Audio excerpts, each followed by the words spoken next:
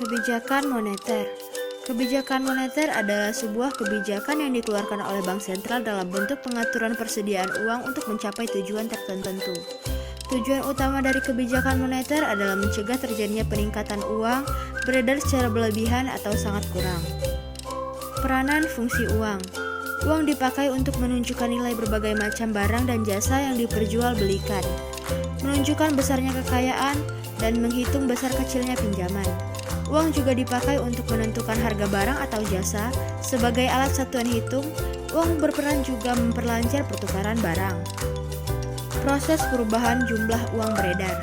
Mekanisme jumlah uang beredar bergerak melalui berbagai jalur, yaitu jalur bank sentral yang berfungsi sebagai pencetak uang, jalur bank umum, atau baik secara konvensional atau berdasarkan prinsip syariah yang dalam kegiatannya memberikan jasa dalam lalu lintas pembayaran, kemudian melalui jalur bank pengkreditan rakyat. Pasar uang. Pasar uang merupakan sebuah mekanisme pasar yang memungkinkan bagi seorang untuk dapat melakukan transaksi melalui bank maupun lembaga sekuritas keuangan bukan bank. Pasar uang juga diartikan sebagai tempat bagi sebuah pihak atau perseorangan untuk dapat meminjam dana dengan tingkat bunga sebagai imbalan atau keuntungan yang ditawarkan kepada pemberi dana. Tingkat bunga. Pengertian dasar dari teori tingkat suku bunga atau secara makro yaitu harga dari penggunaan uang untuk jaga waktu tertentu. Bunga merupakan imbalan atas ketidaknyamaan karena melepas uang. Dengan demikian, bunga adalah harga kredit. Di dalam industri perbankan terdapat 5 jenis suku bunga, yaitu 1. Suku bunga tetap atau fix. Suku bunga tetap atau fix adalah suku bunga yang bersifat tetap dan tidak berubah sampai jangka waktu atau sampai dengan tanggal jatuh tempo atau selama jangka waktu kredit. Yang kedua yaitu suku bunga mengambang atau floating. Suku bunga mengambang adalah suku bunga yang selalu berubah mengikuti suku bunga di pasaran. Jika suku bunga di pasaran naik, maka suku bunganya juga ikut naik, begitupun sebaliknya. Yang ketiga, suku bunga flat. Suku bunga flat adalah suku bunga yang perhitungannya mengacu pada jumlah pokok pinjaman di awal untuk setiap periode cicilan. Yang keempat, suku bunga efektif. Suku bunga efektif adalah suku bunga yang diperhitungkan dari sisa jumlah pokok pinjaman setiap bulan seiring dengan penyusutnya utang yang sudah dibayarkan. Artinya semakin sedikit pokok pinjaman, semakin sedikit juga suku bunga yang harus dibayarkan. Yang kelima, suku bunga anuitas. Metode ini mengatur jumlah angsuran pokok ditambah angsuran bunga yang sudah dibayar agar sama setiap bulan. Fungsi bank sentral. Fungsi bank sentral salah satunya adalah mengatur dan menjaga kelancaran sistem pembayaran. Dalam rangka menjalankan fungsinya ini, wewenang bank sentral meliputi menetapkan penggunaan alat atau instrumen pembayaran, melaksanakan dan memberikan persetujuan dan izin atas penyelenggaraan jasa sistem pembayaran. Teori moneter klasik. Sebenarnya teori ini adalah teori mengenai permintaan sekaligus penawaran akan uang beserta interaksi antara keduanya. Fokus dari teori tersebut adalah hubungan antara penawaran uang atau jumlah uang yang beredar dengan nilai uang dengan tingkat harga. Kebijakan fiskal. Kebijakan fiskal merupakan kebijakan ekonomi yang berkaitan dengan penerimaan pemerintah. Bentuk penerimaan ini adalah pajak bersih yang diperoleh dari sektor rumah tangga. Pajak ini digunakan oleh pemerintah untuk membiayai pengeluaran yang disebabkan oleh kegiatan pemerintahan. Tujuan kebijakan fiskal: yang pertama, menjaga dan mengembangkan perekonomian negara. Kedua, meningkatkan kualitas SDM. Tiga, menjaga stabilitas harga barang. 4, mendorong investasi. Jenis kebijakan fiskal. A. Dari segi teoretis. Jenis kebijakan fiskal di Indonesia terbagi menjadi 3, yaitu kebijakan fiskal fungsional, terencana, dan insidental. B. Jenis kebijakan fiskal dari segi implementasinya ada 2, yaitu kebijakan fiskal ekspansif dan kontraktif. C. Jenis kebijakan fiskal dari segi neraca terbagi 4, yaitu kebijakan fiskal seimbang, surplus, defisit, dan dinamis. Peranan kebijakan fiskal. Dengan adanya kebijakan fiskal, maka masalah pengangguran dan inflasi dapat diatasi dengan pemerintah membuat perubahan dalam bidang perpajakan dan pengeluaran pemerintah dengan maksud mempengaruhi pengeluaran agregat dalam perekonomian. Komponen APBN.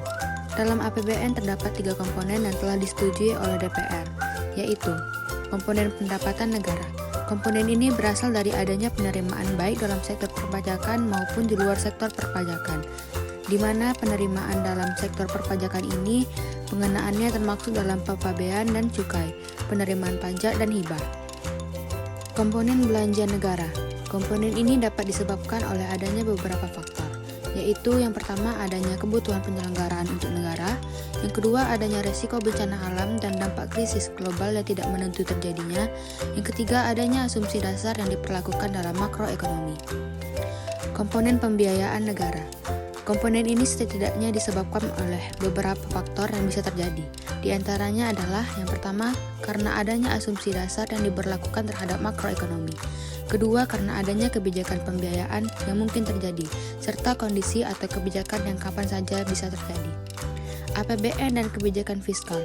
APBN singkatan dari Anggaran Pendapatan dan Belanja Negara. Pengertian APBN adalah rencana pengeluaran dan penerimaan negara tahun mendatang yang dihubungkan dengan rencana dan proyek jangka panjang. Tujuan penyusunan APBN. 1. Untuk menyesuaikan dengan asumsi dasar makro. Setelah melalui berbagai siklus tersebut, barulah RAPBN tersebut kemudian disahkan DPR dan menjadi APBN. Kedua, sebagai pedoman pendapatan dan pembelanjaan negara dalam melaksanakan tugas negara untuk meningkatkan produksi dan kesempatan kerja dalam rangka meningkatkan pertumbuhan ekonomi dan kemakmuran masyarakat. Fungsi APBN. Yang pertama, berfungsi sebagai otoritasi. Artinya, anggaran negara menjadi dasar untuk melaksanakan pendapatan dan belanja pada tahun yang bersangkutan. Kedua, sebagai perencanaan. Maksud anggaran negara menjadi pedoman bagi manajemen dan merencanakan kegiatan pada tahun yang bersangkutan. Kebijakan fiskal. Dari segi definisinya, pengertian kebijakan fiskal adalah kebijakan yang diambil pemerintah demi menjaga pemasukan dan pengeluaran negara tetap stabil sehingga perekonomian negara bisa bertumbuh baik. Tujuan kebijakan fiskal adalah sebagai berikut. Pertama, menjaga dan mengembangkan perekonomian negara. Kedua, meningkatkan kualitas SDM. Ketiga, menjaga stabilitas harga barang. Keempat, mendorong investasi. Jenis kebijakan fiskal. Kebijakan fiskal adalah kebijakan pemerintah yang terbagi menjadi beberapa kategori. Jenis kebijakan fiskal adalah sebagai berikut. Yang pertama, dari segi teoretis, kebijakan fiskal fungsional, kebijakan fiskal disengaja atau terencana, kebijakan fiskal tak disengaja atau insidental. Kedua, dari segi penerapan, kebijakan fiskal ekspansif, kebijakan fiskal kontraktif. Tiga, dari segi neraca pembayaran, kebijakan fiskal seimbang, kebijakan fiskal surplus, kebijakan fiskal defisit, kebijakan fiskal dinamis. Asumsi dasar ekonomi makro atau ADAM adalah indikator utama ekonomi makro yang digunakan sebagai acuan dalam menyusun berbagai kompeten postur APBN. Penyusunan ADAM mengacu pada sasaran pembangunan dan juga tetap memperhatikan perkembangan perekonomian terkini baik domestik maupun internasional. ADAM terdiri dari pertumbuhan ekonomi, tingkat inflasi, nilai tukar, suku bunga SBN 10 tahun, harga minyak, lifting minyak dan gas. Keseimbangan dalam kebijakan moneter dan fiskal. Kebijakan anggaran dinamis yaitu suatu kebijakan anggaran yang menyatakan bahwa pendapatan dan pengeluaran dibuat secara dinamis sesuai dengan kebutuhannya. Kebijakan anggaran defisit. Pengeluaran dibuat lebih besar daripada pendapatan jika negara mengalami resesi ekonomi untuk meningkatkan perekonomian. Kebijakan anggaran surplus. Penerimaan dibuat lebih besar daripada pengeluaran. Kebijakan sisi penawaran. Kebijakan sisi penawaran adalah jenis kebijakan ekonomi di mana fokus utama adalah penawaran agregat, yaitu berupa meningkatkan produktivitas, efisiensi, dan kapasitas potensial dari sebuah perekonomian. Efektivitas kebijakan fiskal.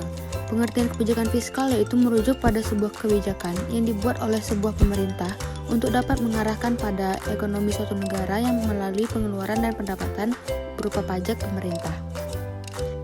Faktor-faktor yang mempengaruhi efektivitas kebijakan moneter meliputi 1. Tolak ukur stabilitas moneter, 2. Laju inflation, 3. Suku bunga, 4. Nilai tukar rupiah, 5. Ekspektasi atau harapan masyarakat. Mencegah terjadinya inflasi dilakukan dengan mengurangi jumlah uang beredar dengan melakukan kebijakan pasar terbuka.